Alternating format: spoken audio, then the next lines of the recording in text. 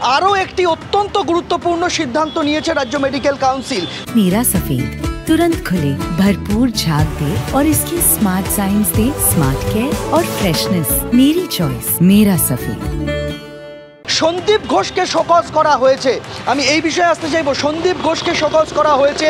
সন্দীপ ঘোষ তিনিও ওই 14 জন ভোটে জিতে যারা এই কমিটিতে এসেছিলেন বা রাজ্য সরকারের প্রতিনিধি হিসাবে এই কমিটিতে ছিলেন, ওই 14 জনের মধ্যে সন্দীপ ঘোষ ছিলেন একজন। সন্দীপ ঘোষও রাজ্য মেডিকেল কাউন্সিলের গুরুত্বপূর্ণ সদস্য। যেভাবে আরজিকর কাণ্ডের পরিপ্রেক্ষিতে তথ্য প্রমাণ লোপাটের অভিযোগে তার বিরুদ্ধে তদন্ত করছে সিবিআই, যেভাবে তার বিরুদ্ধে ভুরি ভুরি দুর্নীতির অভিযোগ সামনে এসেছে, যার তদন্ত করছে ইডি এবং সিবিআই যৌথভাবে, সেই পরিপ্রেক্ষিতে সন্দীপ ঘোষকে শোকজ করা হয়েছে রাজ্য মেডিকেল কাউন্সিলের তরফে। এবং শোকজের চিঠিতে তারা লিখেছেন যে কেন তার বিরুদ্ধে কোনো শাস্তিমূলক ব্যবস্থা মেডিকেল কাউন্সিল নেবে না, তিনি সেটা 72 ঘন্টার মধ্যে লিখিত জবাব আকারে মেডিকেল কাউন্সিলকে জানান। এবার যদি তার জবাবে মেডিকেল কাউন্সিল সন্তুষ্ট না হয়, তাহলে 72 ঘন্টা পরে সন্দীপ ঘোষের চিকিৎসক হিসেবে তার যে রেজিস্ট্রেশন, সেই রেজিস্ট্রেশন বাতিল করা হবে। তার রেজিস্ট্রেশন বাতিলের আবেদন দাবি বিভিন্ন সময় আন্দোলনকারী জুনিয়র ডাক্তারদের তরফে উঠেছে। এমনকি মেডিকেল কাউন্সিলের 14 জন সদস্যের মধ্যে 2 জন সদস্য তারা এই ইস্যুতে পদত্যাগ করেছেন যে অভিযুক্তদের সঙ্গে তারা এক কমিটিতে থাকবেন না, এক কাউন্সিলে থাকবেন না।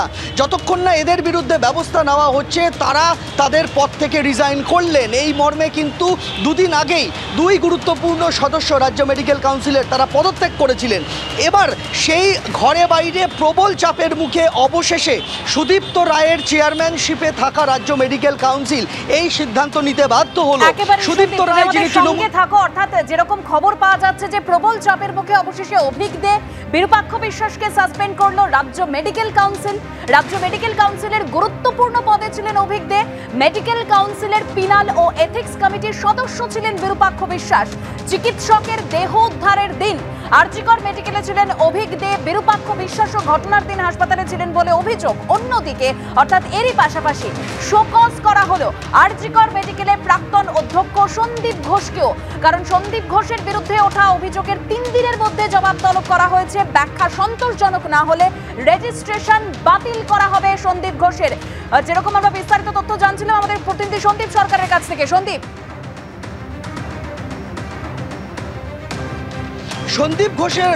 ঘোষকে বারবার সরানোর দাবি উঠেছিল চিকিৎসক মহলের তরফে, জুনিয়র ডাক্তার ফ্রন্টের তরফে, এবং একেবারে ঘরের ভেতরে মেডিকেল কাউন্সিলের বাকি সদস্যরা প্রবল চাপ সৃষ্টি করেছিলেন চেয়ারম্যান সুদীপ্ত রায়ের ওপর। কেননা তাদের দাবি ছিল যে যেভাবে সন্দীপ ঘোষের নামে একাধিক অভিযোগ সামনে এসেছে, দুর্নীতির অভিযোগ, তথ্য প্রমাণ লোপাটের অভিযোগ, মিথ্যাচারের অভিযোগ, এই তরুণী চিকিৎসকের ধর্ষণ এবং খুনের ঘটনাকে ধামাচাপা দেওয়ার চেষ্টা করার অভিযোগ, এই সমস্ত অভিযোগের পরিপ্রেক্ষিতে প্রবল চাপ উঠেছিল। এমনকি এমনটাও দাবি উঠেছিল বিভিন্ন মহল থেকে যে সুদীপ্ত রায়কে চেয়ারম্যানের পদ থেকে সরাতে হবে, কেননা তিনি থাকলে নিরপেক্ষ বিচার সম্ভব নয়। তার কারণ সুদীপ্ত রায় শুধুমাত্র রাজ্য মেডিকেল কাউন্সিলের চেয়ারম্যান নন, তিনি আরজিকর মেডিকেল কলেজেরও রোগী কল্যাণ সমিতির চেয়ারম্যান আজ পর্যন্ত রয়েছেন। তার আন্ডারেই কিন্তু সন্দীপ ঘোষ অধ্যক্ষের দায়িত্ব সামলেছেন একটা লম্বা সময়। অর্থাৎ সন্দীপ ঘোষের যা কীর্তি, সেই কীর্তির পিছনে প্রত্যক্ষভাবে বা পরোক্ষভাবে সুদীপ্ত রায়েরও সম্মতি ছিল বলে বিভিন্ন মহল থেকে অভিযোগ ওঠে। ফলে সেই জায়গায় দাঁড়িয়ে সুদীপ্ত রায়ের নেতৃত্বাধীন তুমি আমাদের সঙ্গে থাকো।